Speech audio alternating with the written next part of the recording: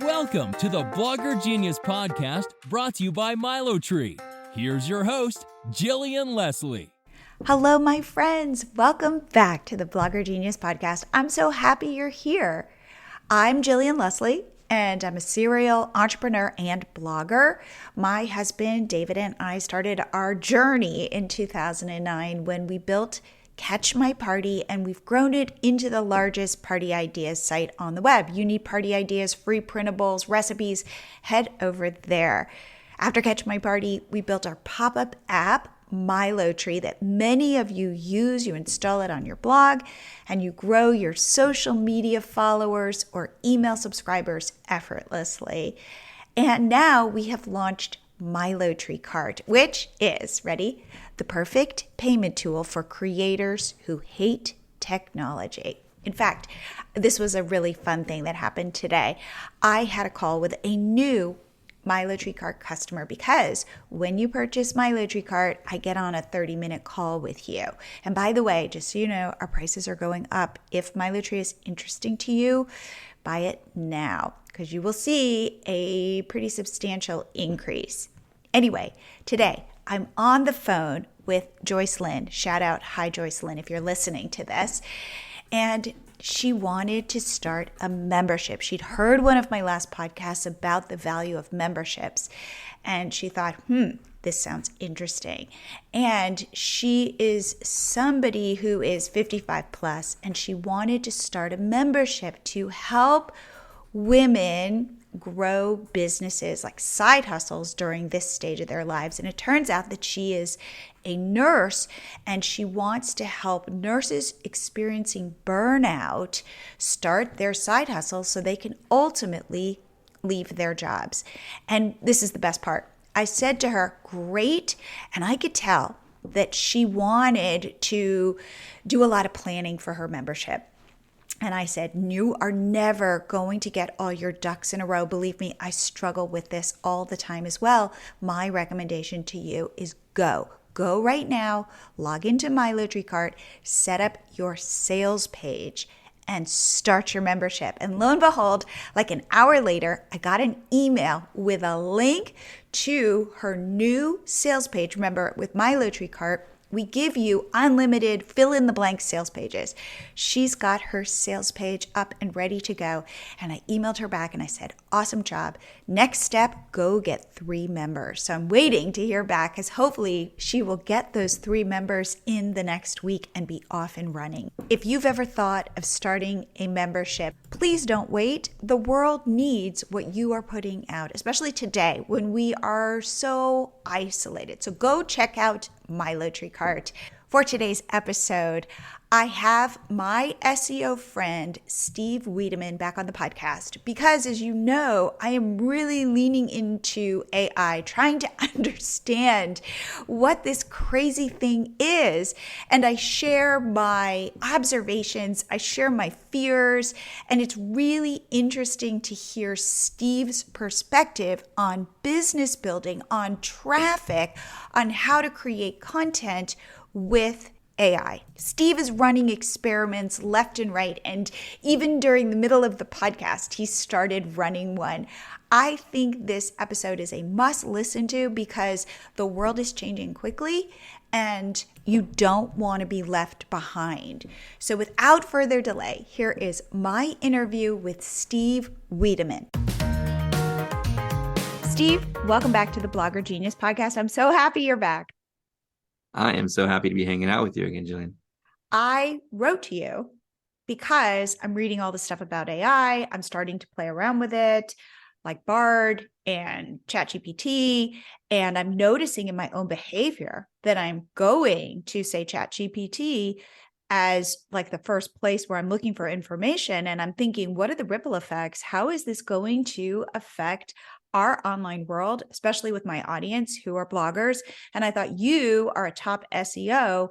I need to pick your brain about this because I don't even know how to think about it. So thank you so much for coming back. Oh, absolutely. I think the whole digital marketing world and anybody whose life depends on the internet is experimenting with all these large language models, and I don't think a lot of folks have fully been, at least immersed in what the technology is and what's happening. They're just going out there and throwing out prompts and testing and trying things, without, taking just a few minutes to go, what is this? Right? Is this the Matrix? Is there a database behind all the information that it's getting? Is it crawling the web like a search engine? What is this whole neuro processing thing? And so it's exciting to see so many people interested in technology, and using it.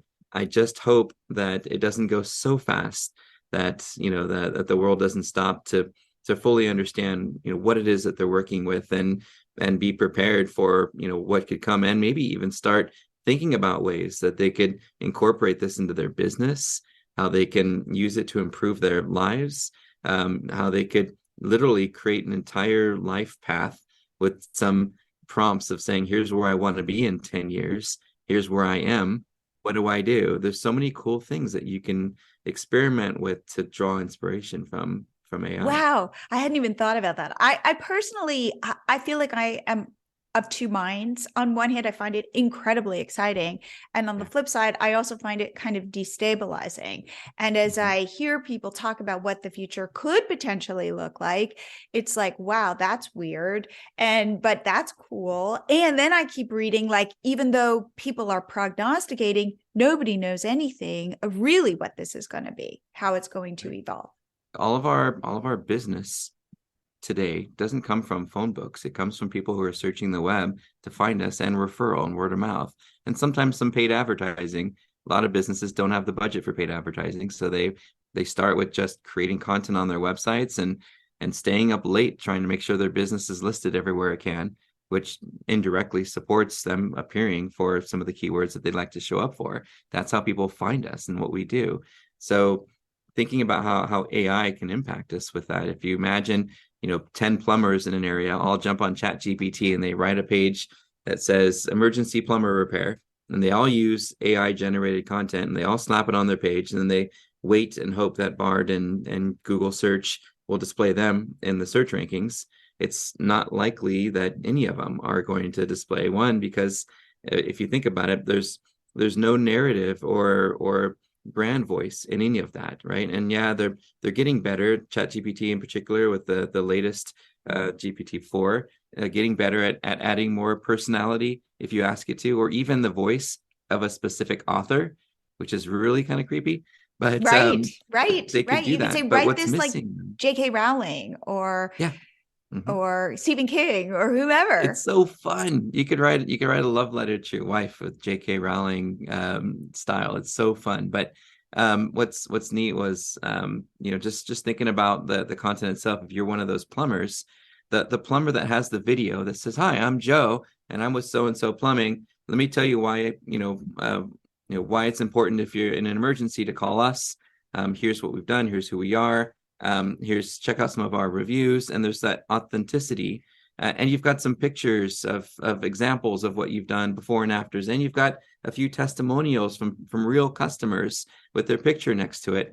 That page is going to outperform that automatically generated content from whatever large language model you decide to use, night and day. So I think what's going to happen is we are going to start using this technology to generate the base of our content, and then we're going to modify it and make it our own if we're going to be successful. But the days of us hand typing anything, I think, are over. I think we're gonna draw from our sources, and in the SEO world, we're going to look at what shows up in Google search results, and we're going to extrapolate the words and entities and topics that we see in titles and headings to help us to create an outline of content that we feel aligns with what Google's already displaying. And then we're going to throw that into BARD and Chat GPT and say, write me a services page emphasizing these keywords in headings and subheadings, right? And then they write the page, and then you go through and add your brand voice on it. I think that's where it's going. I'm still kind of old school. I still like sharing my knowledge and experience in my industry when I'm writing content.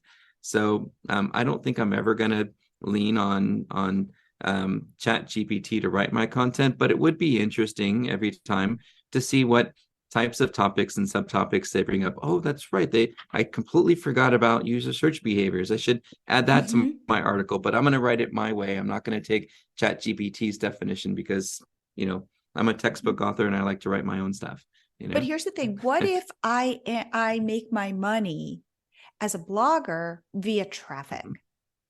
Because I've noticed I've started to go to Chat GPT with my questions. So today, just randomly, I'm like, I wanted to read about the First Amendment. And so instead of going to Google and typing in First Amendment, I went to Chat GPT and I said, can you explain the First Amendment to me? And I always say, as an 8th grader. Right. And lo and behold, there it was. But I'm not going to anybody's website to learn about it. And then I did, as an exercise, go do it in Google. And it was like harder. I mean, I ended up on like the History Channel, but it wasn't tailored to me. It was like, here's a definition of the First Amendment. It was like all the amendments and stuff. And I had to read it, but it didn't feel weirdly as like written for me. So how does this work now? If, let's say, I'm a parenting blogger, or I'm a food blogger, I'm a craft blogger, who knows like what my specialty is? Am I going to be able to get traffic and monetize via ads anymore? Or is that going away? No, you'll absolutely be able to do that. This isn't going to be a thing that replaces web search results. You don't think so? I think it's going to be great for informational type queries and eventually more on transactional type queries. But right now, I have a feeling people are really just going to ask questions and looking for information more than anything. Purchases are still happening on sites that they trust, such as Amazon and eBay and that sort of thing. So I don't think shopping ads are going anywhere because people like options. And if you just ask a question to Chat GPT or to BARD, you're limited in the options that you're going to get back when you want to shop. If you know exactly what you want, and the item type, you could probably, not with Chat GPT since it only goes back to 2021, but with BARD, you could probably say, find me the most affordable of this product shipped from the United States.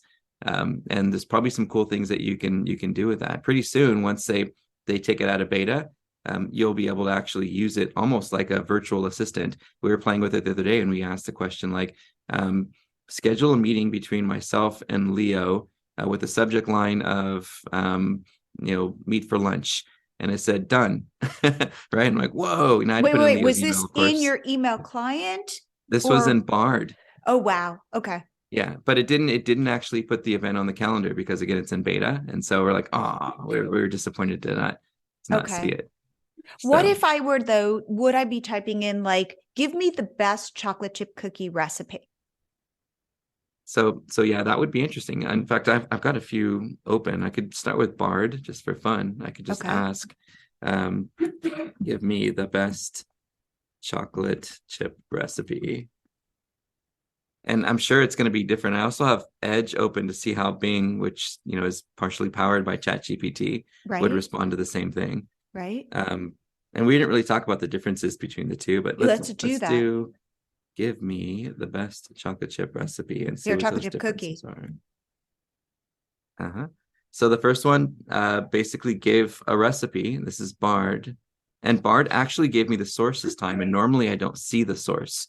Okay. So it's really fascinating that it's actually sourcing where it got it from. In this case, is there a link? Can I click on the link?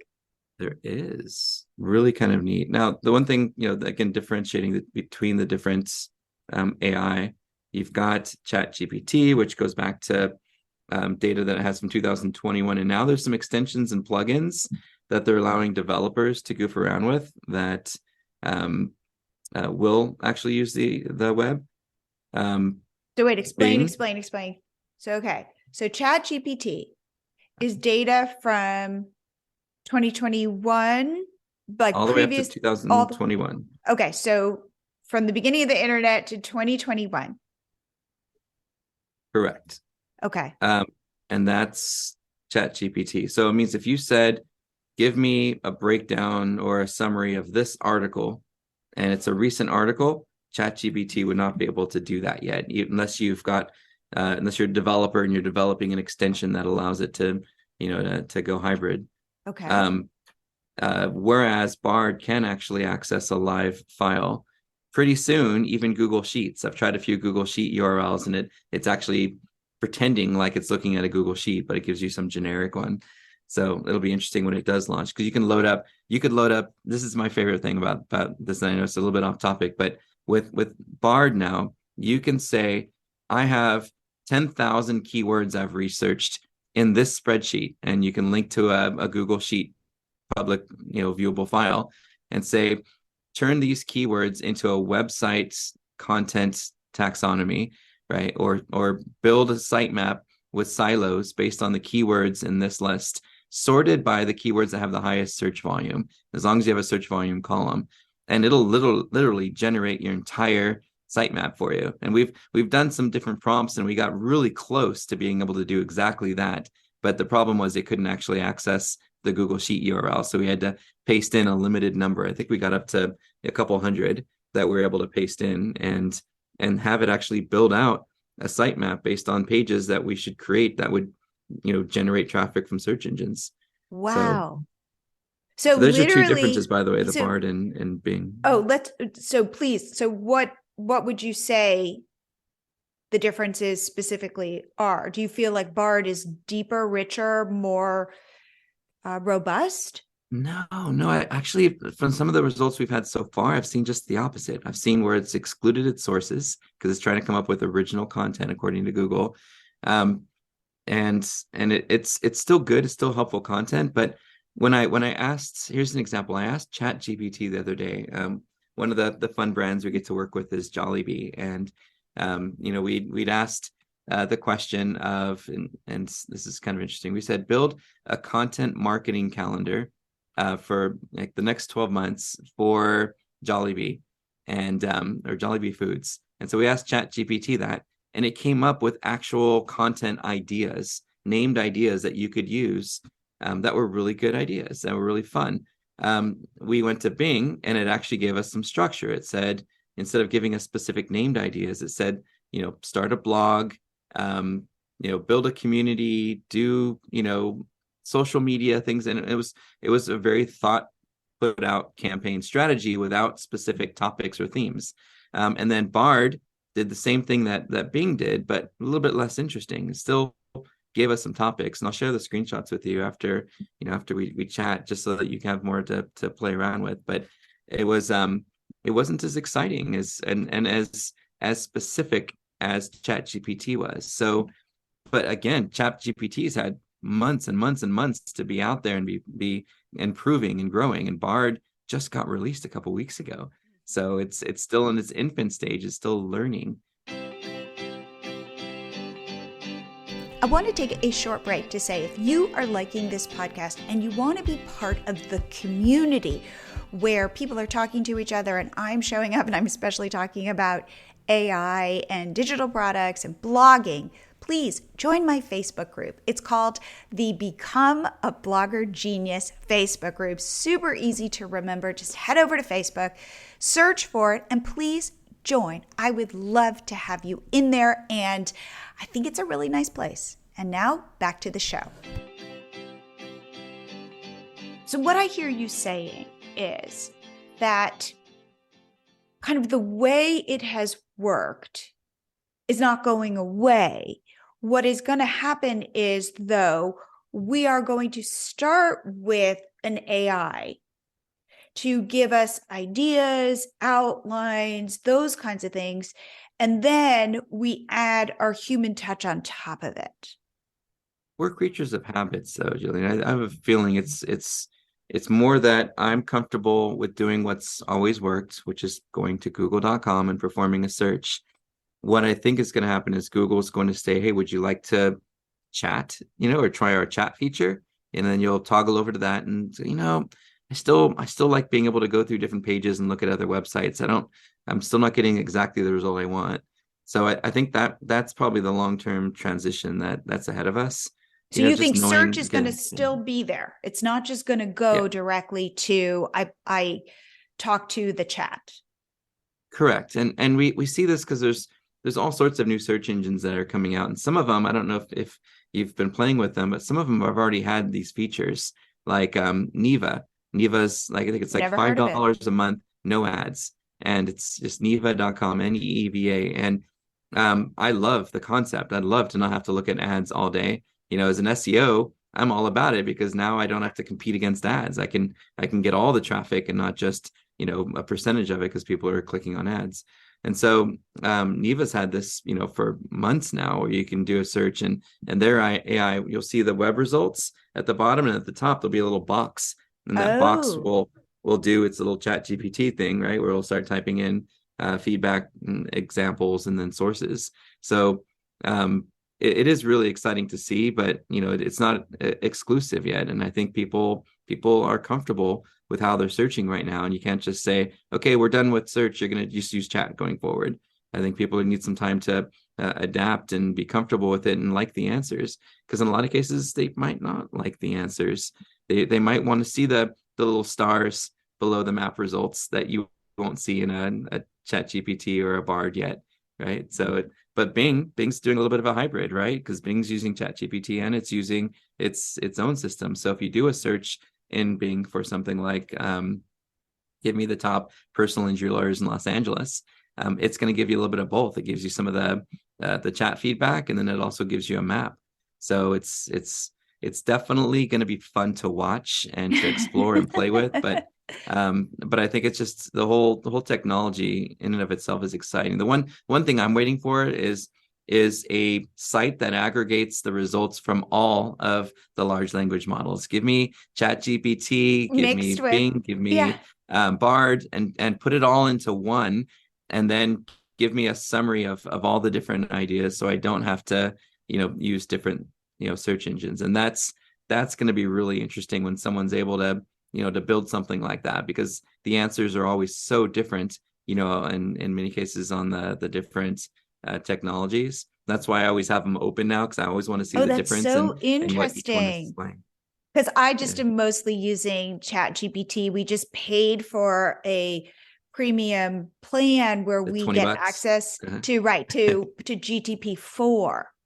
Yeah. And an example for my Tree cart is we are planning to incorporate it. So we have sales page templates, like put Mm-hmm. in what problem you're solving for your audience with your ebook, Yeah. and what are 3 benefits for selling this product, right? And now we're going to incorporate Chat GPT so that because right now I have a prompt that works really well, but we're going to pull those benefits in for you. All I need to know is like what your product does, and chances are we can generate some pretty good benefits. So we're Yep. already thinking about we are not thinking about, I mean, we're planning to pull that right into the sales page templates. And if you play around at all in Canva, they've already rolled that out where you Yep. can, you want to create a presentation and you say that says something like, say in 5 words and more what your presentation is about, and boom, put it in and it will fill out like your 10-page presentation.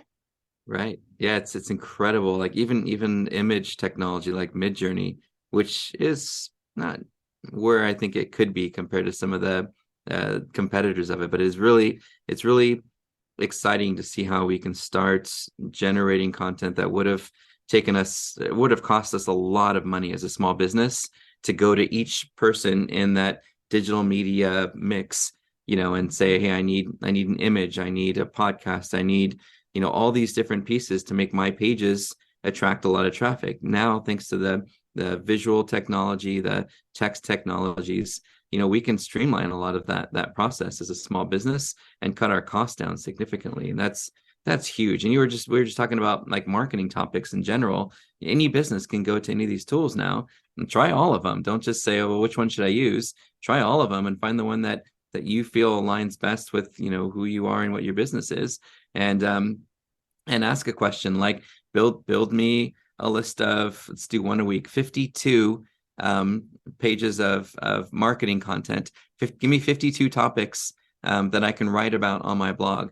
And then what I would do is I would take something like Answer the Public, where you can get actual questions like who, what, where, how, why, etc.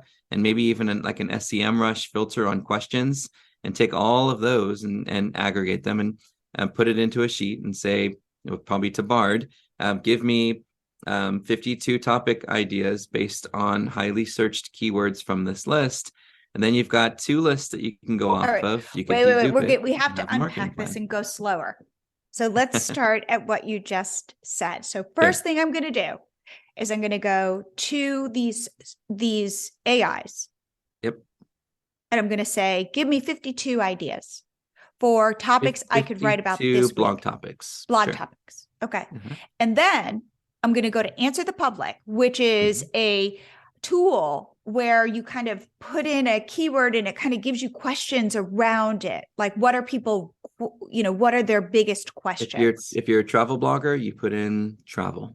Right? Okay, travel. And you start to see what are these keywords. So the first thing is 52 ideas in my niche. Chat GPT, we'll say, sure.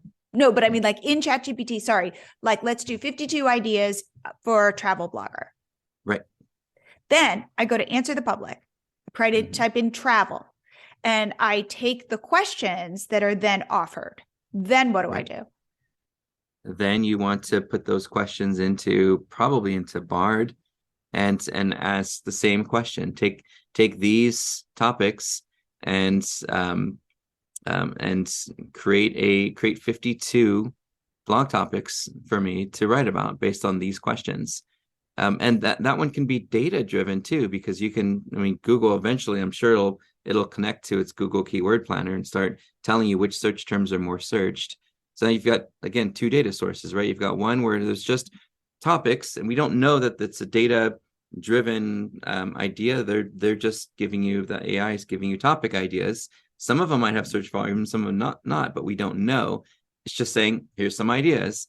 And now what we're trying to do is marry their ideas to data-driven ideas. So when you do that deduplication between what you got from Answer the Public and then what you got from your BARD system, now you've seen some overlapping themes, and you can go after topics that are actually searched. Because it's great if you have 52 ideas, and then next year you look back at your analytics and like, man, I really didn't get much traffic from these because the topic ideas weren't highly searched. We want to, if we can, we want to get data from those that are highly searched, but also some fun ideas that might not be, that are still fun topics for us to write about. Wow. Do you think, though, if I am a travel blogger and I rely on getting traffic to my blog, because I monetize, let's say, via ads, via affiliates, I need traffic. Do you think that traffic is going to diminish? I think some of it might go away as more people start using the chat for specific things. I do see sources now in BARD. Today was the first time I actually saw a source. So there's still the potential for someone who wants to learn more or continue to deep dive to click through. But I do think it's going to affect some of our web traffic. Overall web traffic, you think will diminish? I think a percentage of it will, for sure. So I therefore, think for the important questions, that people have, where they're in a transactional part of that whole buyer journey, I still feel like it's going to be minimal. But I think for the upper funnel, the informational, the questions, and so forth, it's still great to build authority and to be a source and be listed, because that'll boost our overall SEO and visibility in chat. But the traffic that we get from non-transactional queries is probably going to be affected. I'm just guessing here. We're still just eyes wide open looking at all the things that are happening right now. Yeah, because that's what I would think that would be the case. Kind of like the chocolate chip cookie example. Before, maybe I would have gone to Pinterest and I would have looked at all of these chocolate chip cookie images and figured out like, oh, this one looks good. Or I don't know, or I go into Google and go best chocolate chip cookie recipe. And now I've got 10 results. But if all of a sudden I could type into Chat GPT or, BARD or whomever, get a recipe that might, again, I don't have necessarily a photo of it. I don't know where, if there is a sort, like, I don't know, but hey, they're telling me it's the best. Maybe it is the best. So it just removes a possible step. So this is what goes back to what we were talking about earlier about prompts. I think those sites that are able to create really helpful prompts for the AI that can drill down and get us exactly what we want. So for example, the best cookie, that could be a prompt. You could create a prompt template that says best product. And then you'll use this prompt template, and there's browser extensions now that overlay on top of Chat GPT, and you can use one of those prompts and it'll say, okay, great. What type of product? You said cookie. It says, great. What are you looking for in terms of price or right? Or cost? I like chewy. Yeah, there you go. So it could have all of those different kind of sub follow-ups, and then when it's done, it'll give you, the end result will be a drill down into what you actually wanted, because that prompt helps you to build that conversation to get to exactly the answer you want, which you can't do in one thread because it'll run out of room essentially, or it gets confused because it has to generate something first and then learn what you're referring to, and then you ask a follow-up question, and then it reverts back to what you had already asked to create a new one. If you put it all in one prompt, it just doesn't give you the same result. So these little templates are a great way to so content, for example, one prompt template that I saw that was really interesting is build me a page that'll rank well in organic search results. And the prompt says, perfect. Let's start with the title. What's the keyword you want to use? And it gives you some title options, and you choose one. This is great. Okay, now we're going to write a description. Perfect. Now we're going to write a heading. This is the keyword that has the most search volume because this prompt takes in some external data. And then it helps you basically write the page using the keywords that you want to appear. And it says, now give me 3 more supportive keywords. And then it puts those into subheadings. You're like, oh, wow, it literally built me a page that addresses semantics and derivatives, and all the different ways that somebody would search for this particular keyword into a page that's optimized for SEO. And it's a good starter point. But what you're saying is this is a plugin that does this? Yeah, so these are like browser extensions at the moment, but yeah, there's developers that are building things that will lay on top of Chat GPT. Let me see if I can get you an example of one. So again, for people who are listening going, what the hell is this? Like, AI is like your best assistant. It is not, AI won't do the thinking for you. You do the thinking, and then AI does the delivery. AI is a doer. So what you're saying, and it's all about learning to be a good prompter. There will be these jobs called prompt engineers who optimize how to get these platforms to provide exactly what you're looking for. And you're only as good as your prompts. So going to Chat GPT and typing in something very basic is going to give you a very basic answer. However, there's all this information behind that. But if your job is to figure out how to get it. Right. And so what you're saying is, instead of me having to think through, I'm going to write a blog post and I want it to rank. So what do I need to ask Chat GPT? It's like, well, I probably need some keyword research, or I probably need some headings, or who knows what. This is leading you through that journey, doing that thinking for you. And all you have to do is kind of fill in the blank of, here's my topic, here's whatever. And it's going to say, oh, here are some high traffic, like low competition keywords, or here, and we're going to optimize it for you.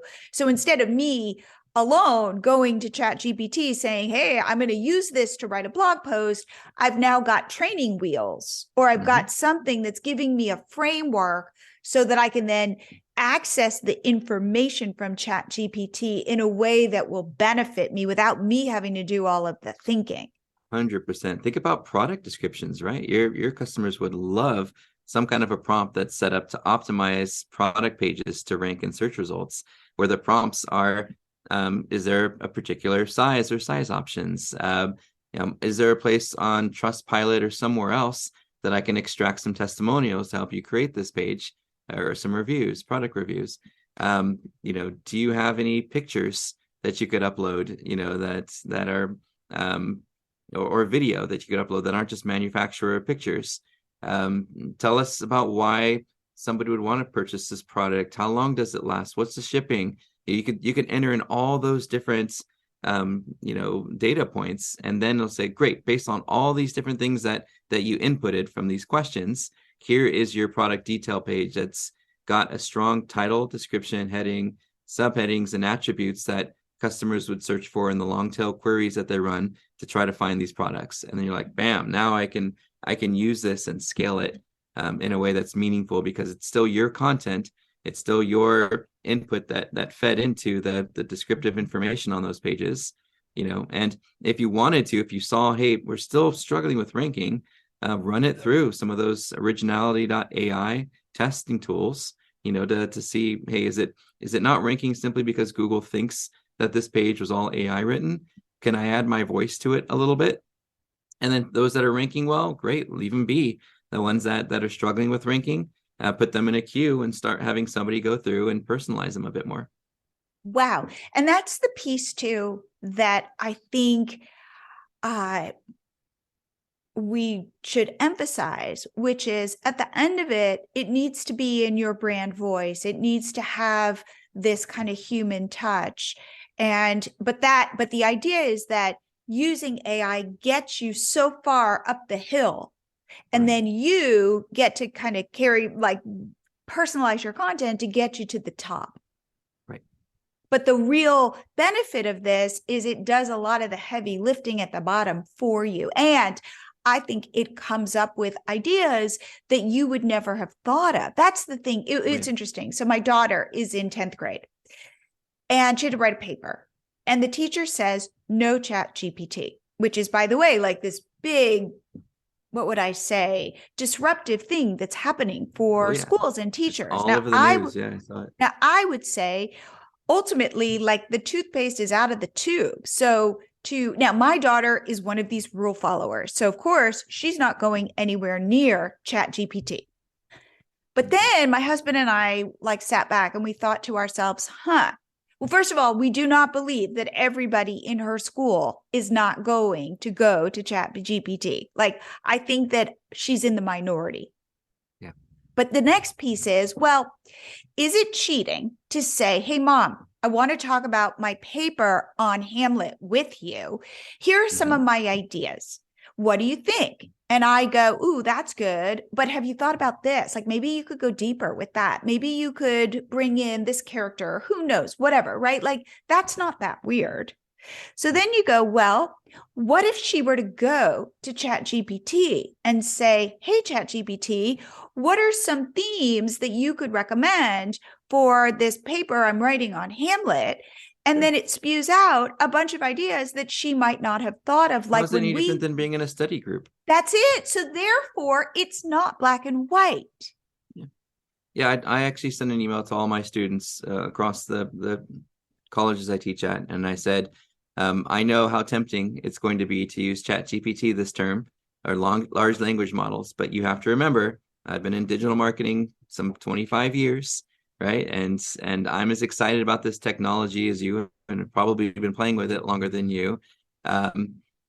So here's my warning about using ChatGPT. And then I gave this whole spiel on how I know what to detect and what tools are available to use and why it's not appropriate. And at the end, I said, and by the way, this was written by ChatGPT. And I sent it to everyone. And so I already had 5 students that used it, and I could recognize it pretty quickly because I know how my students deliver the assignments, that I've been grading very similar assignments for the last several years. So when I see one, I can immediately identify that this wasn't written by a student, and I can say, hey, I realize you likely used large language model for this. What I'm going to do is let you off the hook this time, because you probably didn't know that I knew this stuff maybe better than you thought I did, and but I'll give you 24 hours to resubmit it, on your own. And by the way, I'm going to take a screenshot of this and send it to all the other teachers to be on the lookout for this type of content. I'm not going to put your name on it, but I'm going to say, here's an example of a student who submitted, and here's the tool to use. So you might want to let your peers know that all the teachers now are going to be using originality.ai and other tools to detect whether they're using AI or not. So going forward, please, if you want to use inspiration from ChatGPT, go for it. But I really want to learn that you're learning the material, and I can only do that if I see, content that you wrote, not a machine wrote. But you're okay with this idea of going to Chat GPT and saying, hey, give me some ideas on this. Or like my daughter, like that was where I think it got very gray for my husband and I, when we started to go, well, wait a second, like, why is it okay for my daughter to bounce ideas off of me? I wasn't writing her paper for her, but I was kind of being like a reality check, or like, hey, maybe Yep. you hadn't thought of this, or this isn't as clear, those kinds of things, which she will do because it's really hard to write a paper like in a vacuum. And then to go, well, why couldn't, like, at what point is it considered cheating? Because it's a gray area. So how do you think about that? I think a lot of the office hours help, because then you can have one-on-one dialogue and know, whether students, cheating or not. I also had a lot of creativity to some of the assignments, so that there's some critical thinking that's even a computer, couldn't rattle off, where you get to learn the students and who they are and their personalities. And you're like, yeah, this wasn't something that they wrote. And then you could kick it back and you're like, hey, I like your idea, but it seems a little generic. Knowing your background in this particular thing, I'd love to hear how you would apply this to, to what you plan to do in your career. And the worst case is they get one by you, but they're still reading what they're sending you, right, when they send it to you. So they're still learning to an extent. And, and it's disappointing that that's the shortcut they want to take to learn. But at least they had a moment of hopefully of inspiration. But yeah, it's definitely going to be interesting to see how it evolves. Well, it's I know that we've done some really fun things, like balancing our budgets. Here's how much I make. Here's my expenses. Help me create a budget to buy a house in 12 months. That was kind of fun. We've also done resumes. I asked my daughter's boyfriend for a few questions about his experience in different areas, and then Chat GPT spit out an entire resume for him, and he got a job with that resume, with hardly any editing whatsoever, which is really weird. So I think there's a lot of really neat things that are going to make our lives easier. But let's just remember that when we get whatever it is we're trying to achieve using AI, right, that the world is going to know, when we're not behind a computer, whether who we are is who we say we are, or whether who we are was, a facade created by, artificial intelligence. So never let chat and large language model technologies pretend to be you, right? well, I think that's a character trait, and that's what we're gonna see in the next 5 years, is characters redefined as, not your ability to adapt to change, but your ability to be real in who you are, and not let technology be the one that defines you. Right. Well, for example, I was having this conversation before, and I shared this with you. With Milo Tree Cart, you can sell all kinds of digital products.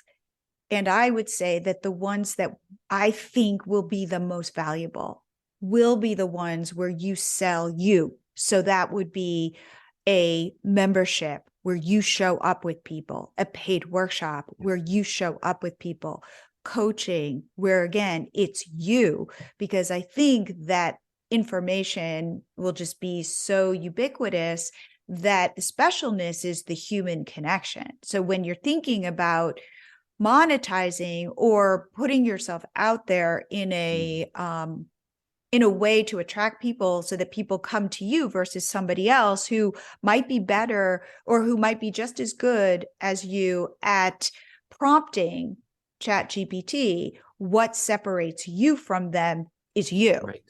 And communicating you, I think that what you were saying is go use these AI tools to create all of this great content, and then put that layer of you on top. 100%, especially video, pictures, ratings, reviews. Add a dynamic component where people, can share some things on social media that get shared and published on your page through a little bit of moderation, using some third-party tools. So much that you can do to make sure that when people do visit your website, that they know that you're genuine. But if you're a plumber and you're trying to come up with, what do I write? By all means, use ChatGPT and say, I need to get a page that ranks well in Google. Can you give me a topic, a list of topics I should be writing about? And then take those topics and go, okay, here's how I would do this, and here's why I don't do it this way and I do it this way. those are the kind of things that build authenticity and trust with readers and users. But for product descriptions, I think it's a neat little way to test, what we could do with AI, because you can have hundreds of thousands of products sometimes. So what I'm, You got to go here pretty okay. soon. So what I will say is, I'm so glad we did this, because you have put a very positive spin, like excited spin on this. That you're excited about this. I'm excited for sure. And that the sky is not falling. Not at all. I mean, there's always going to be that unknown uncertainty that happens with everything. That happened with electric cars. Remember, and the electric cars came out, people were like, oh, I don't know about all that. And now it's there. Flying vehicles in Dubai already are happening. So, change is coming. And like I mentioned, a judge of our character is how we adapt to those changes. And the worry is that it gets out of control or can't be controlled. Well, there's always an off switch. So I'm not too worried about that right now. Well, Steve, if people want to reach out to you to hear more, to learn more, to learn about your SEO services, all that, where should they go? Oh, I'm everywhere. I'm just SEO Steve, right? That's kind of been my nickname for several years. If you want to chat with anyone on the team here or schedule something and just talk shop, our handle is Wiideman, Wiideman. We'd love to talk about all this new tech and how it can benefit or negatively affect your business long term. So hit us up. We're happy to talk shop with you. Oh, great. Well, Steve, I hope to have you back on the show. So thank you so much for doing this. Thank you for having me. I can't wait to do it again. I hope you guys like this episode. For me, because I have all these mixed feelings about AI, it was really nice to hear Steve's enthusiasm. I don't know about you, but I use Chat GPT now every day in my business and also in my life. I liked what Steve was saying.